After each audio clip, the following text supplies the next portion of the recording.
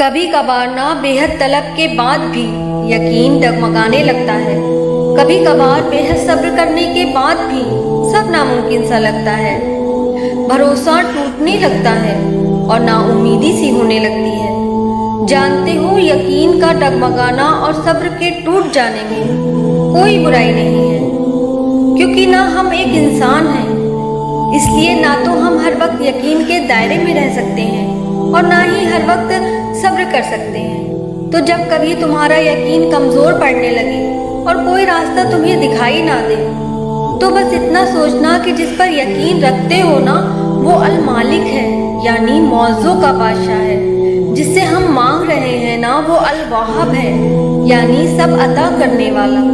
یاد رکھنا، جس طرح ہوائیں موسم کا رخ بدل دیتی ہیں نا، اسی طرح دعائیں بھی مصیبتوں اور حالاتوں کا رخ بدل دیتی ہیں۔ اللہ کا قرآن تم سے خود کہتا ہے کہ نا امید نہ ہو، کمزور نہ پڑو، غمگین نہ ہو، بے شک اللہ ہر چیز پر قادر ہے۔ یاد رکھو، زندگی دکھ بھری کہانی کا نام نہیں ہے۔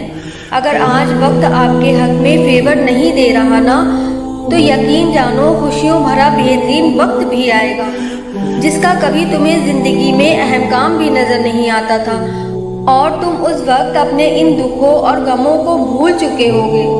اور تم کو یہ کس نے کہہ دیا کہ جو چیز تم سے چھین لی جائے گی تو وہ واپس نہیں لوٹاتا؟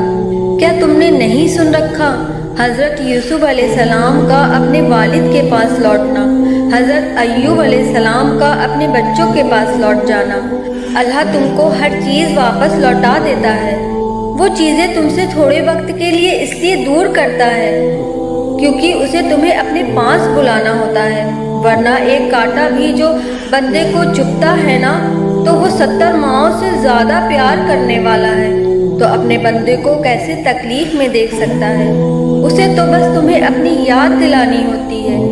وہ تو تمہیں تمہاری منچاہی چیز سے آزماتا ہے یا پھر تمہیں کسی مشکل میں ڈال کر آزماتا ہے۔ یاد رکھنا، جس کو اللہ نے کسی مقصد میں پاس کرنا ہوتا ہے نا تو اسے پہلے فیل کرتا ہے۔ اگر تم فیل ہو رہے ہو تو یہ تو بہت اچھی گڈ نیوز ہے کہ اللہ نے تمہیں اپنے خاص بندوں میں کر لیا ہے۔ یاد رکھنا، اللہ کے خاص بندے کبھی محروم نہیں رہتے، وہ بڑے بڑے انعام سے نوازے جاتے ہیں۔ سنو، اگر تمہیں معلوم ہو جائے نا کہ تمہاری ہر تکلیف کے ساتھ تمہارے لیے کتنی آسانیاں لکھ دی گئی ہیں، تو تم کبھی بھی اپنے حال پر مایوس نہیں ہوگی۔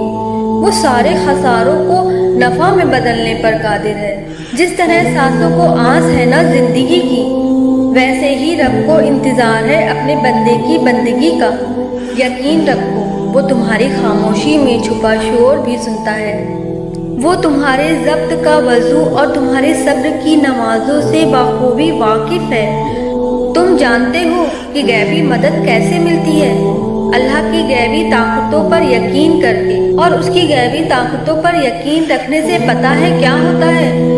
جب کوئی تمہیں راستہ نظر نہ آئے اور تم اندھیرے میں ڈوب گئے ہو، تو تب تم آنکھیں بند کر کے صرف اتنا سوچنا کہ جب تمہاری آنکھیں کھلیں گی نا تو ہر طرف روشنی ہی روشنی ہوگی۔ تم جانتے ہو کہ اللہ تعالیٰ اپنی مدد کا اشارہ کیسے دیتا ہے؟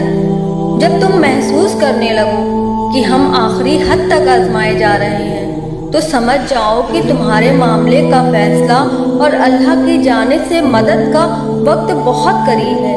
جب پریشانیاں اور مصیبتیں تمہیں چاروں طرف سے گھیر لیں تو یاد رکھنا، وہیں سے اللہ کی مدد تیار ہوتی ہے۔ قرآن کہتا ہے، کیا تم نہیں جانتے کہ آسمان اور زمین کی بادشاہت صرف اللہ کے لیے ہی ہے، اور اللہ تعالیٰ کے سوا تمہارا نہ کوئی دوست ہے اور نہ ہی کوئی مددگار ہے۔ جب اللہ تعالیٰ بندوں کی مدد بھیجنے والا ہوتا ہے نا تو اس کے دل کو کہیں نہ کہیں پہلے سے تسلیاں دیتا ہے اور پھر اس کے دل کو مطمئن کر دیتا ہے۔ سنو، تم سجدے مکمل کر دو، وہ رب تمہاری ادھوری کہانیاں مکمل کر دے گا انشاءاللہ۔ اگلا پل تمہاری زندگی میں نیا موڑ لانے والا ہے، کیونکہ زندگی کی ساری بلندیاں ایک رب کے آگے جھکنے سے ہی ملتی ہیں۔ تم دیکھنا، اللہ کی مدد آئے گی اور وہ ایسی مدد کرے گا کہ تم گمان بھی نہیں کر سکتے۔ وہ تمہیں تھام لے گا، تم شکر کرتے ہوئے نہیں تھکو گے۔ وہ تمہاری بکھری ہوئی زندگی کو ایسے سنوار دے گا، وہ کھوئی ہوئی چیزوں کو واپس لوٹا دے گا، وہ ان دعاؤں کو بھی قبول کر لے گا جو تمہیں ناممکن لگ رہی ہیں۔ وہ تمہاری مانگی ہوئی چیزوں سے تمہیں نواز دے گا، تم مطمئن ہو جاؤ گے۔ اللہ کی مدد تمہارے لیے پہنچنے والی ہے انشاءاللہ۔